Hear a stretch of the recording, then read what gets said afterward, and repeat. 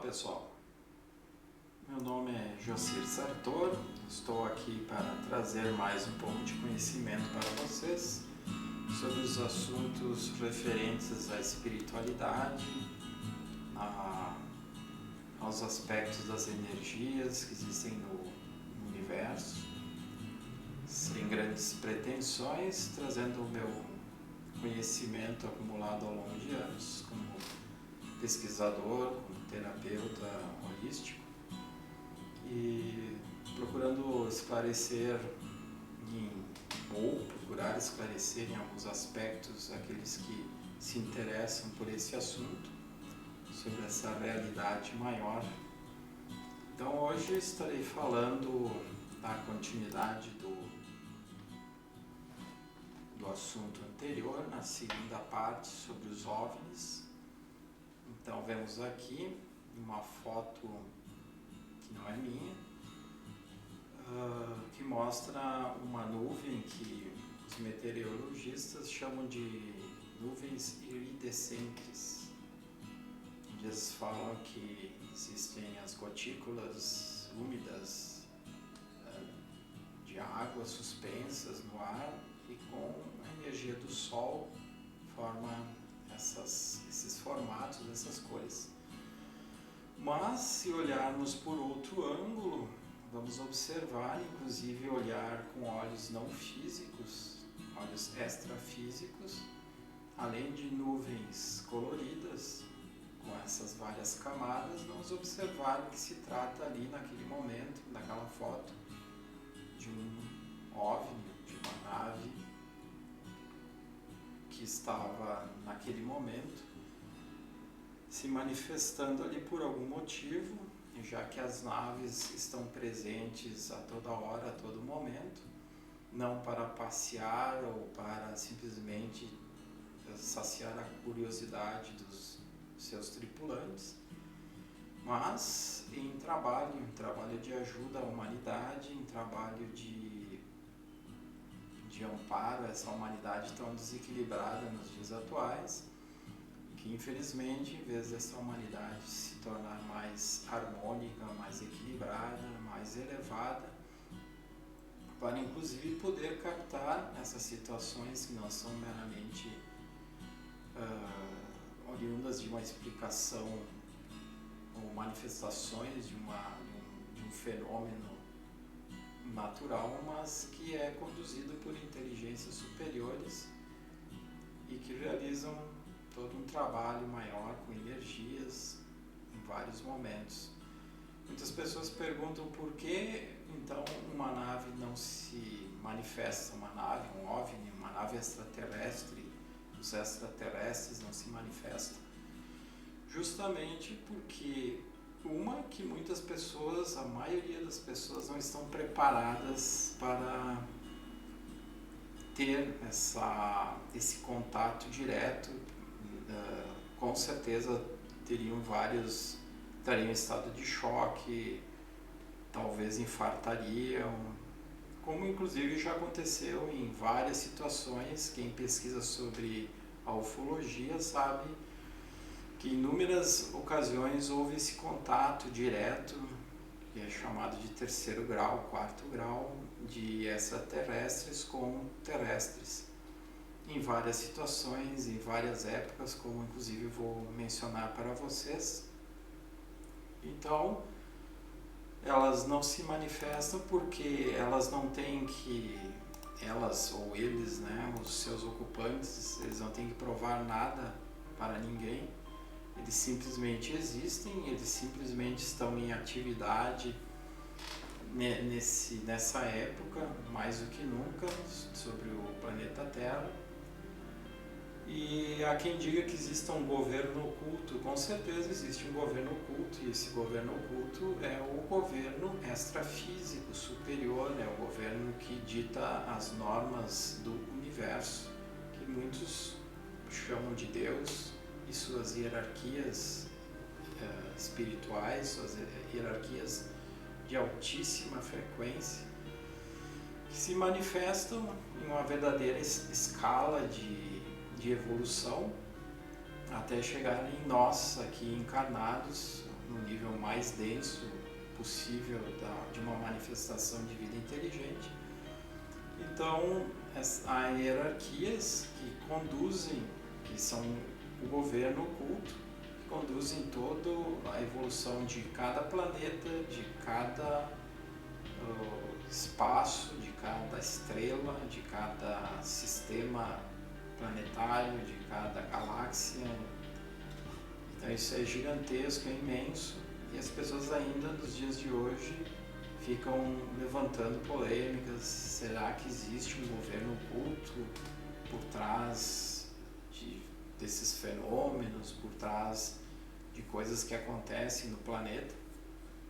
Então, se a humanidade tivesse evoluído o suficiente, certamente já teria sido evidente a descoberta de que existe esse governo oculto e que ele se manifesta de N formas e que só percebe quem está desperto, quem tem um padrão mental, emocional mais elevado, quem está longe dos aspectos materiais, embora vivendo no mundo material, mas que procura viver dentro de uma harmonia maior, viver dentro de um equilíbrio maior.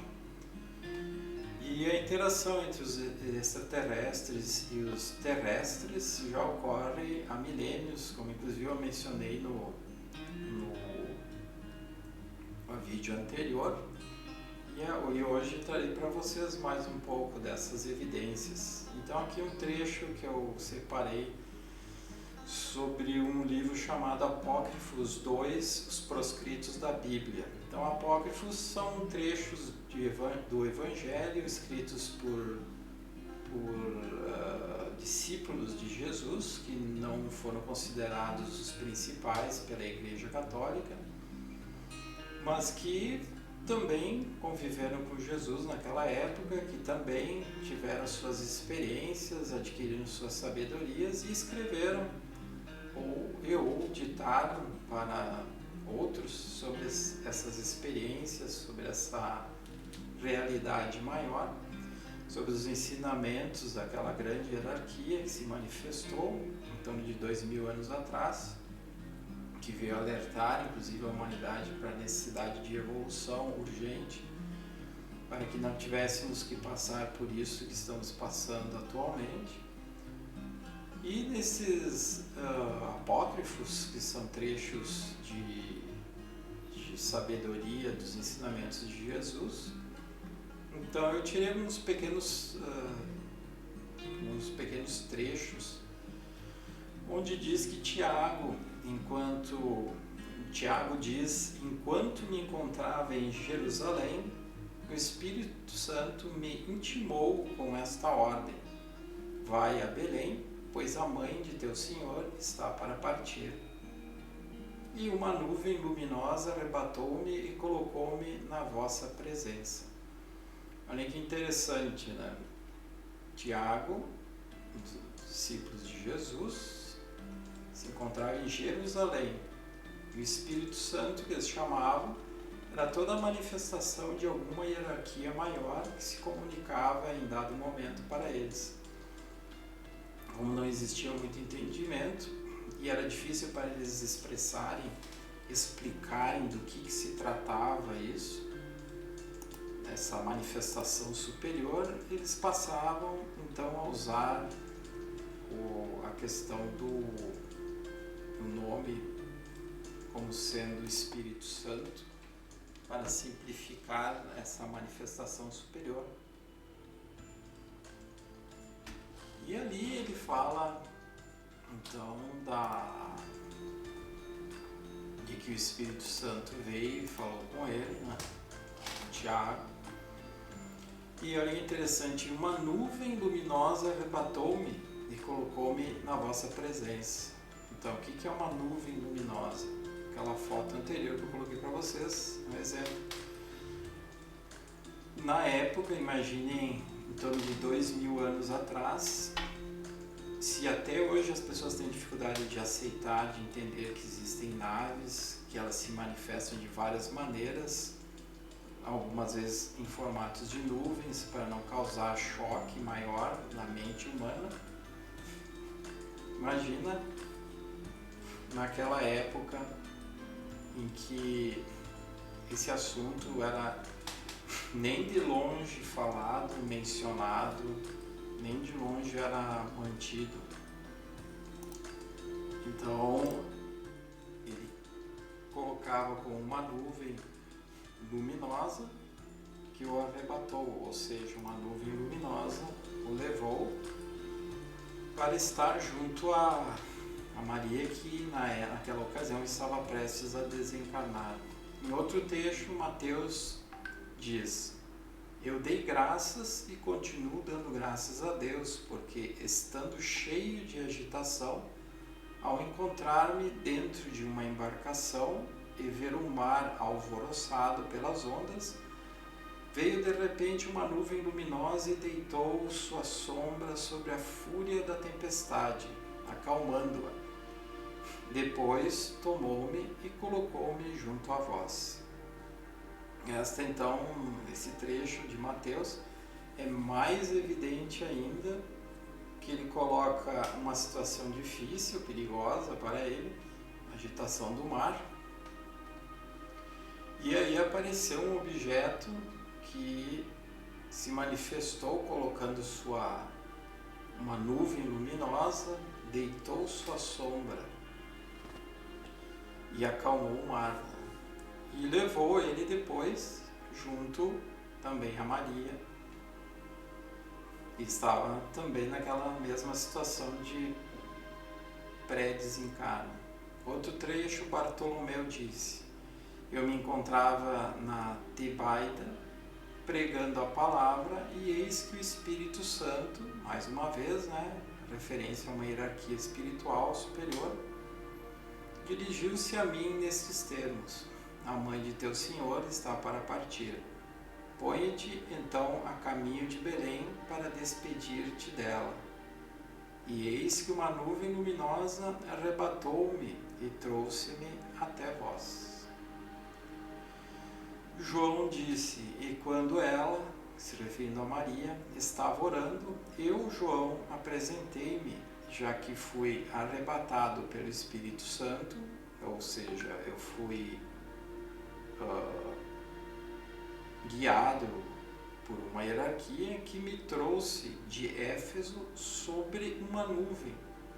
Dificuldade deles estarem dentro de uma nave que em poucos instantes percorre enormes quilômetros, enorme quantidade de quilômetros, deixando-me depois no lugar onde estava a mãe de meu Senhor. Também Marcos, ainda vivo, chegou de Alexandria, juntamente com os outros de todos os países. Pedro, arrebatado por uma nuvem, esteve no meio do céu e da terra, sustentado pelo Espírito Santo, enquanto os demais apóstolos, por sua vez, também eram arrebatados sobre as nuvens para se encontrarem com Pedro. Então aqui é mais uma vez evidenciado que Marcos estava em Alexandria e se encontrou com outros nesse encontro, E ele fala que Pedro, arrebatado por uma nuvem, ou seja, uma nave pegou Pedro e levou ele também. E interessante que é descrito: esteve no meio do céu e da terra. Claro, uma nave, ela voa entre o céu e a terra. Ela faz o seu percurso, e sustentado pelo Espírito Santo. Então, com certeza ele viu uma hierarquia maior, um ser muito evoluído, que coordenava essa nave, que tinha por objetivo fazer esse transporte desses apóstolos, desses seres escolhidos, mais preparados, mais evoluídos. Dentro do entendimento de que eles estavam em contato com seres superiores, tudo ficou simplesmente assim, uma compreensão simplória do fato, né?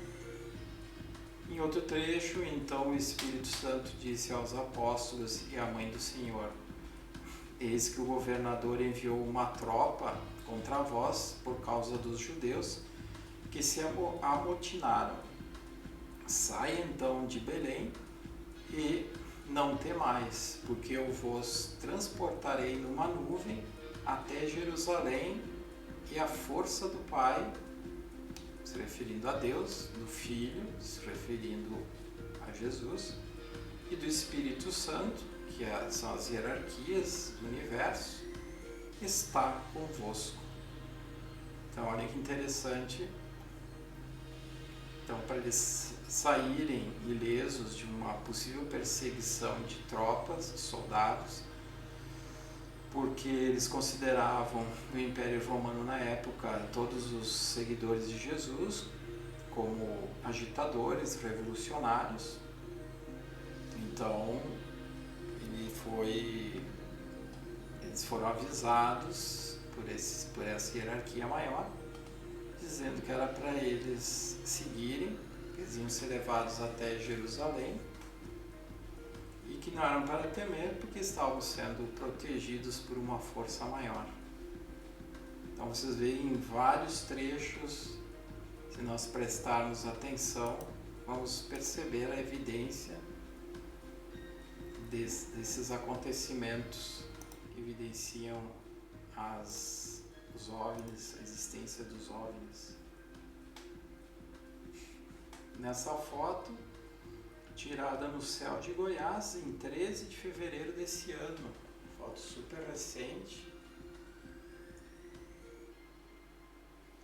Vocês veem que bonita essa nave se manifestando, disfarçada de nave, aliás, disfarçada de nuvem. E é possível, inclusive, perceber aqui, além do colorido, do formato bem evidente dela, né, em várias camadas, né, e uma energia toda que ela estava trabalhando nesse momento, e a energia que ela estava também manipulando e disfarçada aqui em forma de nuvem. Então, claro, alguns de vocês que verem esse vídeo vão dizer: nossa, o Jocir está viajando, como eu já ouvi inclusive falar, usa droga, fuma maconha, usa algum entorpecente, uma coisa assim. Mas se nós formos ver com a mente mais aberta, menos preconceituosa, e não crente ingenuamente numa fantasia, numa aparência, numa foto, né? Mas baseado em todo um estudo que está sendo feito há décadas, desde o século XX para cá, sobre esses fenômenos, e que, claro, que não se resumem a nuvens coloridas ou possíveis naves disfarçadas de nuvens, mas sim a N fenômenos que aconteceram ao longo do tempo, como já mencionei para vocês. Então aqui temos essa foto belíssima, né? Não fui eu que tirei. E, continuando os relatos, em 1942, precisamente na madrugada do dia 25 de fevereiro, em plena Segunda Guerra Mundial, ocorreu uma estranha manifestação nos céus de Los Angeles. Eis aí mais uma prova de que pessoas viram coisas acontecerem, viram naves, chamados UFOs, ou OVNIs,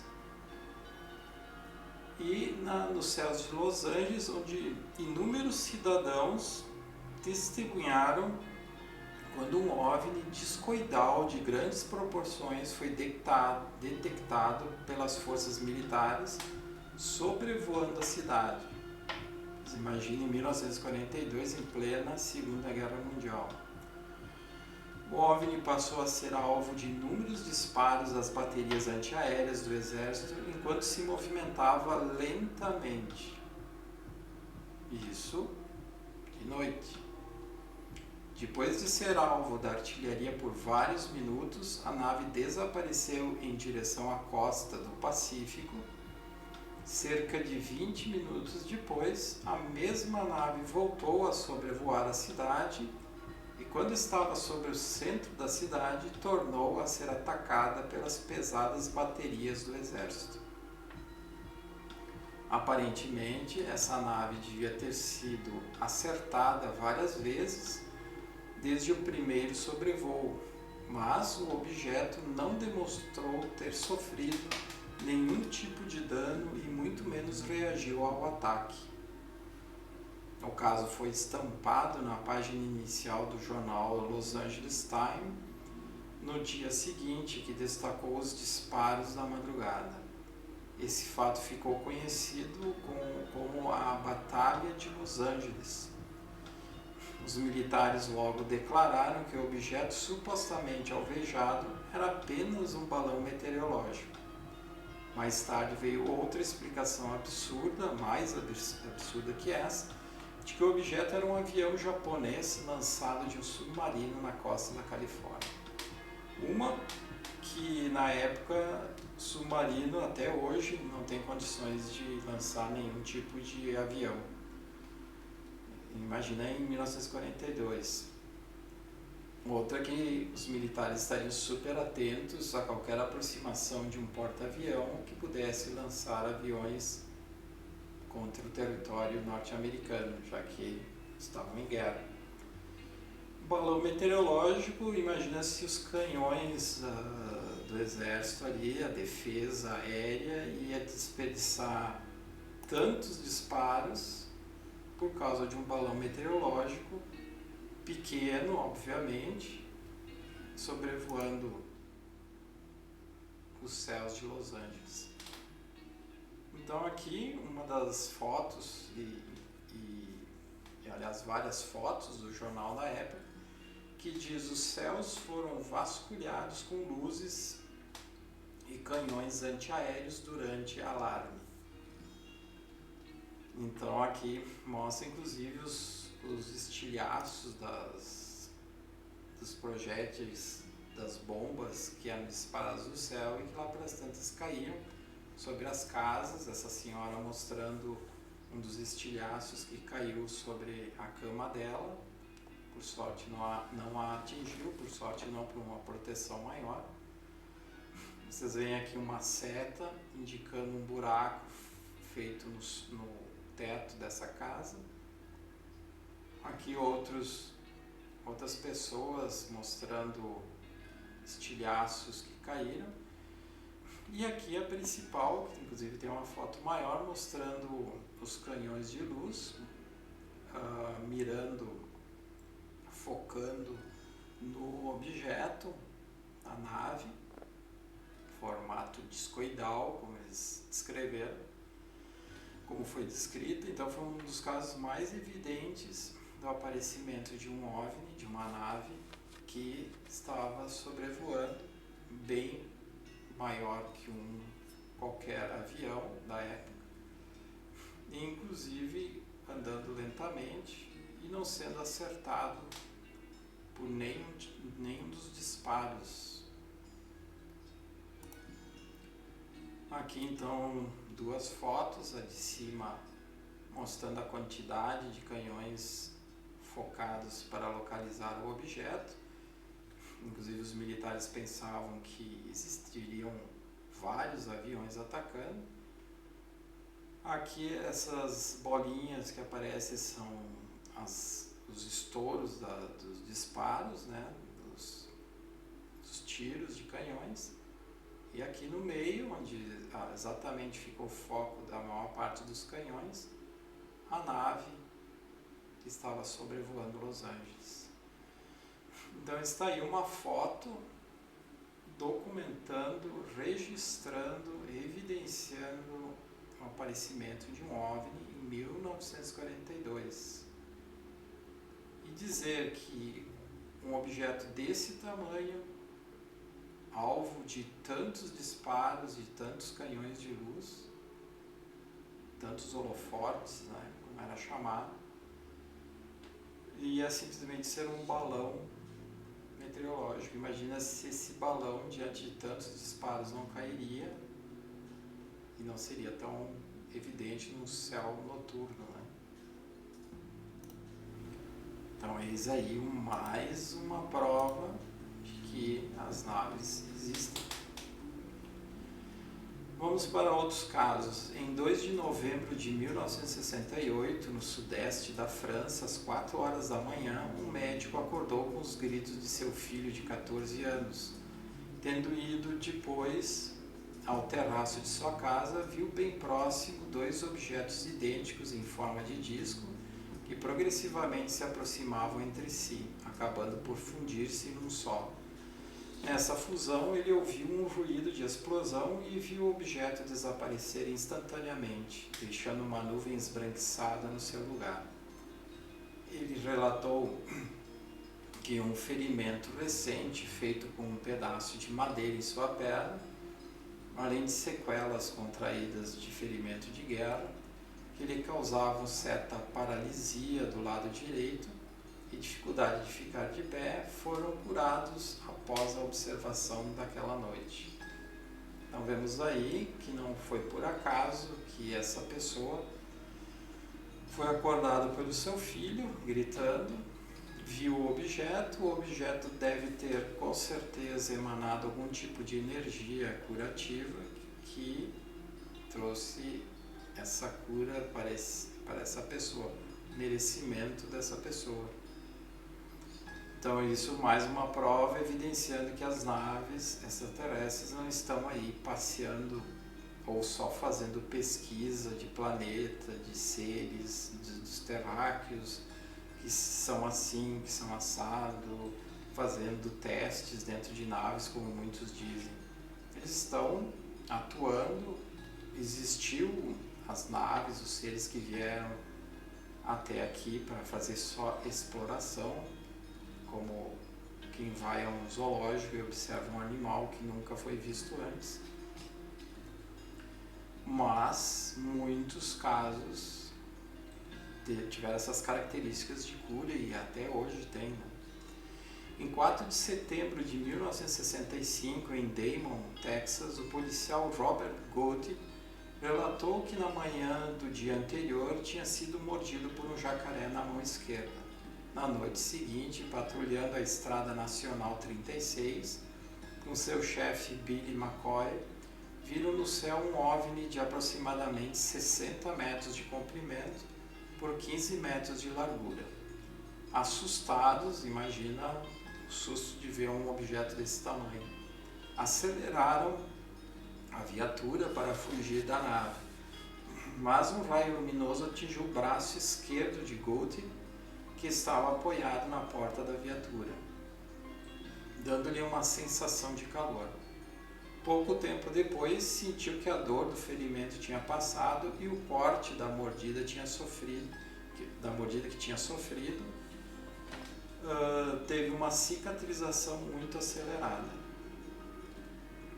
Durante o turno de serviço a bordo da Skylab 2, a cerca de 450 km da Terra, os astronautas Jack Losman, Owen Garriott e Alan Bean observaram e fotografaram um OVNI vermelho durante 10 minutos.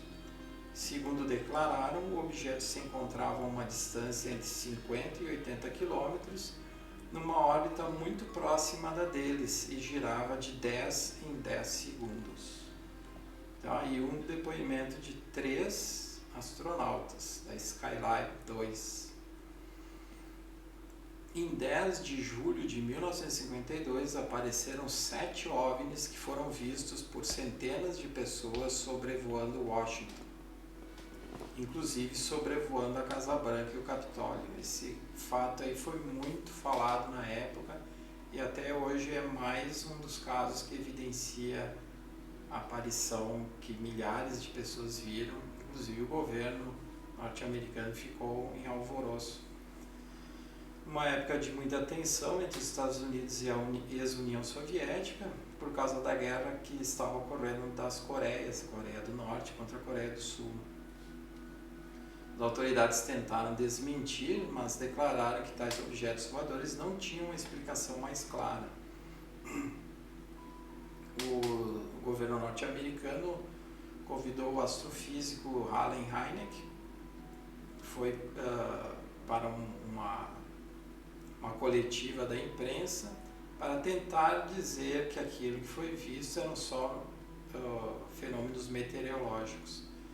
Imagina várias bolas brancas sobrevoando os céus dos Estados Unidos em pleno meio-dia, um dia de sol, um dia aberto.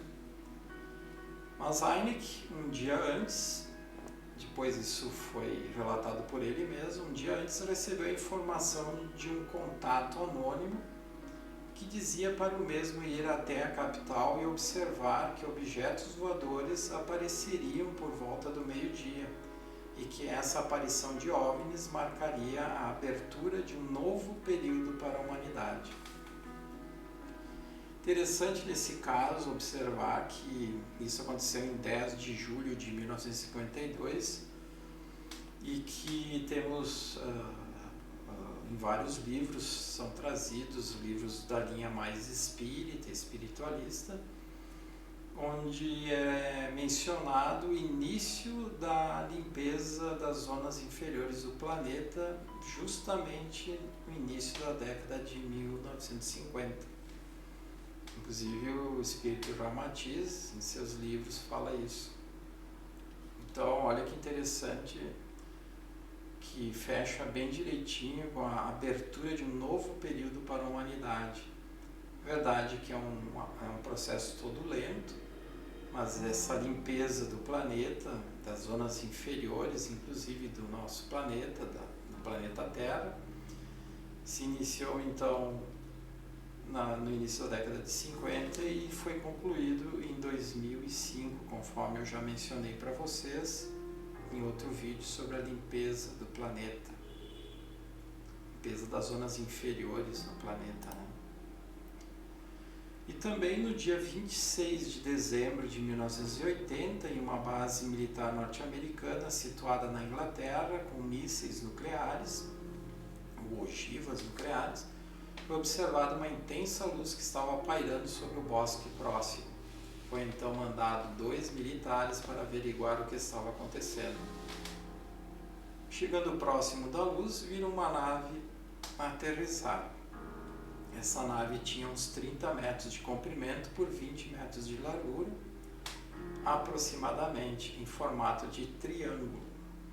As famosas naves, famosos OVNIs em formato de triângulo. Vejam que isso aconteceu em 1980. O sargento da Força Aérea Americana, chamado John Burrow, relatou que ao ver o objeto se aproximou dele e o tocou. Quando fez isso, ele passou a receber mentalmente uma sequência longa de números binários, isso dito por ele mesmo, sem entender o que acontecia. Assustado, afastou a mão e, ao fazer isso, uma luz intensa envolveu ele e o outro sargento chamado James Penston. Depois, ambos viram a nave desaparecer e desmaiaram por alguns minutos, provavelmente por terem estado em contato com o campo de energia da nave, muito intenso, um campo de energia de alta frequência. Após recobrarem a consciência, voltaram para a base militar e relataram o fato aos seus superiores. Ambos eram sargentos, e apresentaram todo um relatório, e os superiores deles simplesmente os ignoraram. Ignoraram para encobertar o caso, para não dar explicações, né, para não trazer nada à tona, para não ter que explicar nem para eles, nem para a imprensa. Aí os 2 sargentos, nos dias atuais, que já foram inclusive entrevistados por vários programas que falam sobre ufologia, que passam em vários canais como o Discovery, o History e documentários sobre ufologia. Então, vocês veem que existem N relatos, eu apenas trouxe alguns poucos para ilustrar os fatos para vocês. Então por hoje vou ficando aqui até esse ponto, e em outros vídeos trarei a sequência desse conhecimento sobre os OVNIs, sobre os UFOs. Se gostaram, se quiserem fazer a gentileza de dar um like, de se inscrever no meu canal, para que o YouTube divulgue cada vez mais o meu canal, esse conhecimento espiritual que hoje em dia está tão raro e muitas vezes até distorcido. Então, até o próximo vídeo. Até mais.